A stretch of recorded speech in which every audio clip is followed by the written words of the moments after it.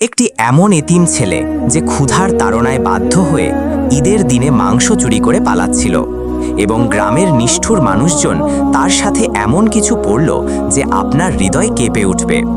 এই ভিডিওটি শেষ পর্যন্ত অবশ্যই দেখুন। এটি একটি ছোট গ্রামের গল্প যার নাম ছিল বাহারনগর। নামের মতো এই গ্রামটিও প্রাকৃতিক সৌন্দর্যে ভরপুর ছিল। সবুজ ক্ষেত, মিষ্টি পানির ঝর্ণা এবং ফলের বাগানে ঠাসায়ের পরিচয় ছিল। এখানকার মানুষজন ধনী ছিল, প্রতিটি ঘরে সুখ সুবিধা ছিল এবং সমৃদ্ধি তার চরমে পৌঁছেছিল। এই সময়ে ঈদুল আজহা কাছাকাছি ছিল এবং গ্রামে একটি বিশেষ গুঞ্জন ছড়িয়ে পড়েছিল। সর্বত্র পশুদের আওয়াজ ভেসে আসছিল। কেউ সুন্দর ছাগল আনছিল, কেউ দামি ষাঁড়, কেউ উৎকৃষ্ট জাতের ভেড়া। প্রত্যেকে চাইতো তার কোরবানি সবচেয়ে উল্লেখযোগ্য হোক। বাচ্চারা তাদের নিজ নিজ পশুদের নাম দিয়েছিল এবং তাদের সেবা এমনভাবে করছিল যেন তারা কোনো রাজকুমার। কিন্তু সময়ের সাথে সাথে এই মানুষদের হৃদয়ে কৃতজ্ঞতার জায়গায় অহংকার এসে গিয়েছিল। কোরবানি ইবাদতের চেয়ে বেশি প্রদর্শনের মাধ্যম হয়ে গিয়েছিল। যত দামি পশু তত বেশি প্রশংসা। গরিবদের উপহাস করা হতো এবং যে কম দামের পশু আনতো তাকে তুচ্ছ জ্ঞান করা হতো। এই বাহারনগরেই সবচেয়ে বেশি ধনী ব্যক্তি ছিল করমদিন। তার প্রাসাদের মতো বাড়ি গ্রামের মাঝখানে এমনভাবে দাঁড়িয়েছিল যেন কোনো রাজকীয় দুর্গ। প্রতি বছর ঈদে সে সবচেয়ে দামি এবং সুন্দর পশু শহর থেকে আনত এবং পুরো আড়ম্বরে কোরবানি করত। মানুষ তার প্রশংসার সেতু বাঁধত এবং করমদিন তাতে গর্ববোধ করত। তার জন্য কোরবানি ইবাদতের চেয়ে বেশি খ্যাতি ও শ্রেষ্ঠত্বের মাধ্যম হয়ে গিয়েছিল। কিন্তু একই গ্রামের কোণে একটি পুরনো মাটির দেয়ালের ঝুপড়িতে জীবনের আরেকটি মুখ বাস করছিল। সেখানে এক বৃদ্ধা খাটে শুয়ে কাশতে কাশতে জীবনের শেষ শ্বাস গুনছিল। তার কাছে দুটি ছোট ফুলের মতো বাচ্চা বসেছিল। সারা এবং আহমাদ এই দুজনই এতিম ছিল। মায়ের ছায়া 2 বছর আগে উঠে গিয়েছিল এবং বাবা তো তাদের জন্মের সময় এই দুনিয়া থেকে বিদায় নিয়েছিল। তাদের মা যেভাবে পারত তাদের মানুষ করেছিল, কিন্তু দুঃখ আর অভাবে তার শরীর ও হৃদয় দুটোই ভেঙে গিয়েছিল এবং সেও এই দুনিয়া থেকে চলে গিয়েছিল।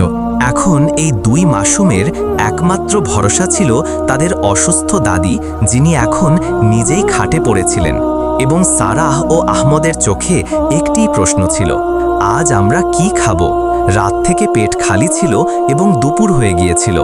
দাদি নিজে পানিও খাননি এবং তাদের কাছে কোনো পয়সাও ছিল না যে বাজার থেকে কিছু আনা যায়। বাইরে গলিতে শোরগোল ছিল, পশুদের গুঞ্জন, মানুষের হাসি এবং কোরবানির প্রস্তুতির আওয়াজ। কিন্তু সেই ঝুপড়িতে শুধুই নীরবতা ছিল, একটি এমন নীরবতা যা আত্মাকে ছিন্ন করে। দাদির ভাঙা শ্বাসের মাঝে আহমদ তার কানের কাছে ঝুঁকে আস্তে করে বলল, দাদি, আপনি চিন্তা করবেন না, আমি কিছু করব। আপনার ওষুধও আনবো এবং সারার জন্য কিছু খাবার। তারপর সে নরমভাবে সারার মাথায় হাত রাখল, যেন সে নিজেই তার বাবার জায়গায় আছে, এবং খাট থেকে উঠে দরজা দিয়ে বাইরে বেরিয়ে গেল। দাদি তার ঝাপসা চোখে দরজার দিকে তাকিয়ে শুধু একটি দোয়া করলেন, হে আল্লাহ, আমার এই ছোট্ট মুজাহিদের হেফাজত করো। আহমদের ছোট্ট শরীর রোদে পুড়তে পুড়তে গ্রামের দিকে এগিয়ে গেল। দূর থেকে গ্রামের রঙিন আলো, হাসি, গন্ধ এবং রঙিনতা তাকে তার দুর্বলতার মজা উড়াতে মনে হলো। সর্বত্র পশু আনা হচ্ছিল, বাচ্চারা নতুন কাপড়ে খুশিতে লাফাচ্ছিল। আহমদ এইসব দেখতে থাকল এবং তারপর চুপচাপ বাজারের দিকে চলল। বাজার গন্ধে ভরে গিয়েছিল। কাবাব, ফল, মিষ্টি, নান, সর্বত্র রং, স্বাদ এবং খুশি। কিন্তু আহমদের পা টল ছিল, চোখ খালি ছিল এবং হৃদয় ক্ষুধার্ত ছিল। এই মুহূর্তে তার নজর একটি রেহেড়িওয়ালার ওপর পড়ল। একজন 40 বছরের ফল বিক্রেতা একা দাঁড়িয়েছিল। আহমদ সাহস সংগ্রহ করে তার কাছে গেল। হৃদয় ধরে বলল, আঙ্কেল, আমরা 2 দিন ধরে ক্ষুধার্ত, দাদি অসুস্থ, কিছু খাবার দেবেন? ফল বিক্রেতা এক মুহূর্তের জন্য নরম সুরে কথা বলল না। কঠোর ভ্রু তুলে গর্জে উঠল, চল বেরিয়ে যা এখান থেকে। জানি না কোথা থেকে ভিখারিরা এসে পড়ে, আমাদের গ্রামে তোমার মতো মানুষের কোনো জায়গা নেই। আহমদ ভয় পেয়ে গেল, পা পিছিয়ে গেল, হৃদয় আরও ভেঙে গেল। কোনো শব্দ বের হলো না, চোখের আর্দ্রতাও লুকানো গেল না। সে ধীরে ধীরে এগিয়ে গেল। বাজার থেকে কিছু দূরে একটি ময়লার স্তূপ ছিল, দুর্গন্ধযুক্ত এবং নোংরায় ভরা। কিন্তু তাতে পড়ে থাকা কয়েকটি পচা ফল আহমদের ক্ষুধা এবং অসহায়ত্বের সামনে নিয়ামত হয়ে গেল। সে তাড়াতাড়ি একটি ছেঁড়া পুরনো থলি বের করল। সে ফলগুলো কুড়িয়ে নিল, যা কেউ ছুঁতেও চাইবে না, এবং দ্রুত ঘরের দিকে ফিরে গেল। চোখ থেকে অশ্রু গড়াচ্ছিল, কিন্তু হৃদয়ে সান্ত্বনা ছিল যে আজ দাদি এবং সারাহার জন্য কিছু নিয়ে যাচ্ছে। একদিকে বাহারনগরের সবচেয়ে বড় হাভেলিতে ঈদের প্রস্তুতি তুঙ্গে ছিল। চৌধুরী করমদিনের হাভেলি মাংস, বিরিয়ানি, নিহারি, হালুয়া এবং বিভিন্ন ধরনের স্বাদে মুখরিত ছিল। রান্নাঘরে কয়েক ডজন কর্মচারী ব্যস্ত ছিল। চৌধুরীর বাচ্চারা নতুন কাপড়ে নখরা দেখাচ্ছিল। কেউ বলছিল, এই বিরিয়ানি ভালো লাগেনি, এটা প্যাক করো এবং বাইরে ফেলে দাও। আরেকজন বাচ্চা বলছিল, আব্বু এই মাংস তো শক্ত, আমি খাবো না, এগুলো সরিয়ে ফেলো। এবং কিছুক্ষণ পরে থালায় থালায় ভরা খাবার গলির মোড়ে রাখা হতো, যেগুলো হয় পশুরা খেয়ে ফেলতো, নয়তো মাছি। তাদের জন্য রিজিক ময়লার চেয়ে বেশি গুরুত্বপূর্ণ ছিল না। কিন্তু একই মুহূর্তে গ্রামের শেষ কোণে সেই 3 এতিম তাদের ঝুপড়িতে বসে একটি পুরনো চাদরে বসে পচা ফল বেছে বেছে খাচ্ছিল। সারার মুখ ফ্যাকাশে ছিল, দাদির শ্বাস আরও মন্থর হয়ে গিয়েছিল, এবং আহমদ তার ক্ষুধা লুকিয়ে অন্যদের খাওয়াচ্ছিল। বেঁচে থাকার জন্য কিছু তো খেতে হবে। আহমদ ধীরে বলল নিজের কাছে, কারো ফেলে দেওয়া ফল তাদের জন্য নিয়ামত হয়ে গিয়েছিল। কাপড়, ঈদ, নতুন জুতো, এগুলো তাদের জন্য শুধুই স্বপ্ন ছিল। এবং আহমদ চুপচাপ ভাবতে লাগল, কাল সকালে আমি করমদিনের হাভেলিতে যাব, হয়তো সেখান থেকে কিছু সাহায্য পাওয়া যাবে। সে শুনেছিল যে সে খুব ধনী, প্রতি বছর সবচেয়ে দামি পশু আনে, আল্লাহর নামে কোরবানি করে। হয়তো সে আল্লাহর সেই বান্দাদের উপর দয়া করবে যাদের আর কোনো ভরসা নেই। রাত নীরব ছিল, কিন্তু হৃদয়ে ঝড় ছিল। সকালে সূর্য এখনো পুরোপুরি ওঠেনি, কিন্তু আহমদের হৃদয়ে আশার একটি হালকা আলো জেগে উঠেছিল। সে ধীরে ধীরে তার ঝুপড়ি থেকে বেরিয়ে এলো, পা খালি, কাপড় নোংরা, কিন্তু হৃদয়ে দাদির ওষুধ এবং সারার মুখের হাসির স্বপ্ন নিয়ে সোজা করমদিনের হাভেলির দিকে রওনা হলো। পথে তার হৃদয় দ্রুত ধুকপুক করছিল। জানি না চৌধুরী কি বলবে, দেখা করতে দেবে নাকি তাড়িয়ে দেবে। হাভেলির বড় প্রবেশদ্বারে পৌঁছে দেখল দুজন প্রহরী বসে তাচ্ছিল্যের সাথে তার দিকে তাকাচ্ছে। একজন নাক উঁচু করে বলল, ওয়ে, কোথায় ঝুঁকছিস? তুই কে? এখানে কি নিতে এসেছিস? আহমদ সাহস সংগ্রহ করে বলল, আমি চৌধুরী সাহেবের সাথে দেখা করতে এসেছি, খুব জরুরি কাজ আছে। প্রহরী তাচ্ছিল্যের সুরে বলল, চৌধুরী তোর মতো ফকিরদের সাথে দেখা করে না, বেরিয়ে যায় এখান থেকে। আহমদ মিনতির সুরে বলল, শুধু 1 মিনিট, শুধু কথা বলতে হবে, খোদার জন্য। এতক্ষণে একজন প্রহরীর ফোন বেজে উঠল। সে অন্যদিকে ঘুরে গেল এবং দরজা হালকা খোলা থেকে গেল। আহমদ তৎক্ষণাৎ সুযোগ বুঝে নিল এবং চুপিসারে ভিতরে ঢুকে গেল। যখন সে ভিতরে পৌঁছালো, তখন যা দেখল তাতে তার চোখ বিস্ময় খুলে গেল। চমৎকার স্তম্ভ, দামি ঝাড়বাতি, কার্পেট এবং দেয়ালে সোনার নকশা। এত বড় বাড়িও কি হয়? আহমেদের মনে তার ঝুপড়ির ঝবি ঘুরতে লাগলো, যেখানে বৃষ্টিতে ছাদ ফুটো হতো এবং শীতে দেয়াল কাঁপত। তার নজর সোফায় বসা একজন গৌরবময় ব্যক্তির ওপর পড়ল। চৌধুরী করমদিন সাদা কাপড়ে, সোনার ঘড়ি এবং সামনে টেবিলে নানা ধরনের সুস্বাদু খাবার। আহমেদ ভয়ে ভয়ে এগিয়ে গেল, কিন্তু যেই করমদিন তাকে দেখল তার কপালে ভাঁজ পড়ল। ওয়ে, তুই কে? আমার হাভেলিতে কিভাবে ঢুকলি? কণ্ঠে রাগ ছিল এবং সুরে ঘৃণা। আহমেদ কাপা কণ্ঠে মাথা নিচু করে এবং চোখের জলে বলল, চৌধুরী সাহেব, খোদার জন্য আমার দাদি অসুস্থ, আমরা কয়েকদিন ধরে কিছু খাইনি, দয়া করে একটু সাহায্য করুন। চৌধুরী করমদিনের মুখে রাগের রেখা আরও গভীর হল। সে আহমেদকে ওপর থেকে নিচ পর্যন্ত এমনভাবে দেখল যেন সে কোনো নোংরা। জোরে গর্জে উঠল, ওয়ে প্রহরী, একে তুলে বাইরে ফেলে দাও। এবং শোনো, এই ধরনের নোংরা ফকির আমার হাভেলিতে ঢোকার সাহস কিভাবে করল? আমার হাভেলির মেঝেও নোংরা হয়ে যাবে। চৌধুরী যতটা ধনী ছিল ততটাই হৃদয় গরিব ছিল। প্রহরীরা আহমেদকে হাত ধরে টেনে হিঁচড়ে বাইরে নিয়ে এলো এবং মাটিতে ফেলে দিল। আহমেদের ছোট্ট শরীর মাটিতে আঘাত পেল, মুখে আঁচড় এলো, নাক থেকে হালকা রক্ত পড়তে লাগলো, কিন্তু সে একটি আহ পর্যন্ত করল না, শুধু একটি ধীরে সিসকি এবং কাঁপা চোখে আকাশের দিকে তাকালো। সে উঠল, তার কাপড় ঝাড়তে ঝাড়তে চুপচাপ এগিয়ে গেল। যখন সে হাভেলি থেকে একটু এগিয়ে গেল, তখন একটি গলির কোণে সেই জায়গা দেখা গেল যেখানে চৌধুরীর বাড়ির বাকি খাবার ময়লায় ফেলা হয়েছিল। রুটি, ভাত, সেই খাবার যা কিছুক্ষণ আগে কোনো বাচ্চা লাথি মেরে মাটিতে ফেলে দিয়েছিল। আহমদ দ্রুত দৌড়ে গেল, থালার টুকরোগুলো কুড়িয়ে নিল এবং তার কাপড়ে মুড়ে হৃদয়ে একটি ভারী সিদ্ধান্ত নিয়ে চলতে শুরু করল। মানুষের কাছ থেকে আশা নেই, এখানে দয়া, সহানুভূতি এবং ন্যায় শুধু শব্দে আছে, কাজে কিছুই নেই। আহমদের চোখে এখন শুধু অশ্রু ছিল না, নরমতার জায়গায় অসহায় ঘৃণা জায়গা করে নিয়েছিল। একটি এতিম যে আল্লাহর কাছে চাইতো, এখন মানুষের উপর ভরসা হারাতে শুরু করেছিল। আহমদ সেই বাকি খাবার বাড়ি নিয়ে এসে দাদি এবং সারার সামনে রাখল। দুজনে কোনো প্রশ্ন না করে সেই খাবার আল্লাহর শুকরিয়া আদায় করে খেল। কিন্তু আহমদ নীরব ছিল, তার ক্ষুধা কোথাও পথে মরে গিয়েছিল। সে আবার চুপচাপ ঝুপড়ি থেকে বেরিয়ে জঙ্গলের দিকে চলল। এখন সে ঠিক করেছিল যে যদি দুনিয়া আমাকে দিতে না পারে, তাহলে আমি নিজে কামিয়ে নিয়ে আসব, কারো দরজায় যাব না। কুড়াল তার হাতে ছিল, কিন্তু শরীরে সেই শক্তি ছিল না। রোদ তীব্র, ক্ষুধা প্রবল, কিন্তু ইচ্ছা অটল। সে ছোট ছোট গাছের শুকনো ডাল কাটতে লাগল। বড় কষ্টে কিছু কাঠ জমা করেছিল, যখন হঠাৎ কারো চিৎকারের আওয়াজ তার কানে আঘাত করল। আহমদ চমকে উঠল, ঝোপের দিকে এগিয়ে গেল। তখন সামনে একটি 30 বছরের সুন্দর যুবক মাটিতে ছটপট করছিল। তার পায়ে রক্ত পড়ছিল, মুখে যন্ত্রণার ছায়া ছিল এবং সে কোনো মতে শ্বাস নিচ্ছিল। আহমদ তৎক্ষণাৎ তার কাছে পৌঁছে গেল। আপনি ঠিক আছেন? আপনার কি হয়েছে? যুবকটি অর্ধেক চোখে তাকে দেখল, কিন্তু জিহ্বা নড়ল না। আহমদ চারপাশে চোখ বুলালো, তারপর দৌড়ে কাছের ঝোপ থেকে ঔষধি গাছ তুলে আনলো, যেগুলো দাদি প্রতিটি ক্ষতের ওপর লাগাতেন। পাথরে ঘষে সে পেস্ট বানালো। যুবকের রুমাল, ব্যান্ডেজ বাঁধল, তারপর কাছে পড়ে থাকা কাঠের পাত্র তুলে পানি আনলো এবং তার মুখে ছিটিয়ে দিল। যুবকটি ধীরে ধীরে চোখ খুলল, জীবনহীন শরীর গাছের সাথে হেলান দিয়ে বসল। কিছুক্ষণ পর সে আহমদকে দেখে হাসল। তুমি খুব সাহসী, তুমি কে?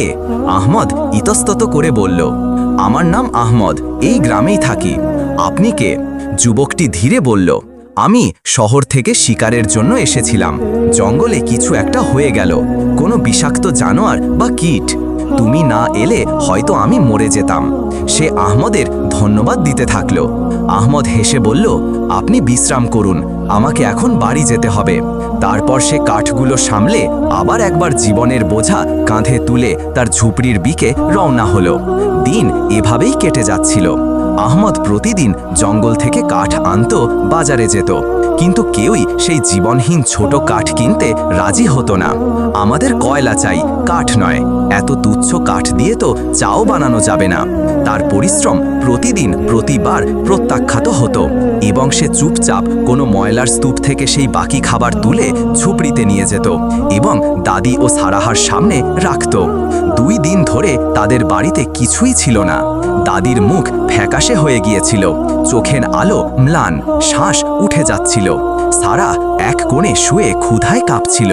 না কোনো ওষুধ, না রুটি, না আশা। এবং বাইরে গ্রামে চাঁদ রাতের শোরগোল ছিল। প্রতিটি বাড়ি আলোকিত, প্রতিটি গলি সুগন্ধি।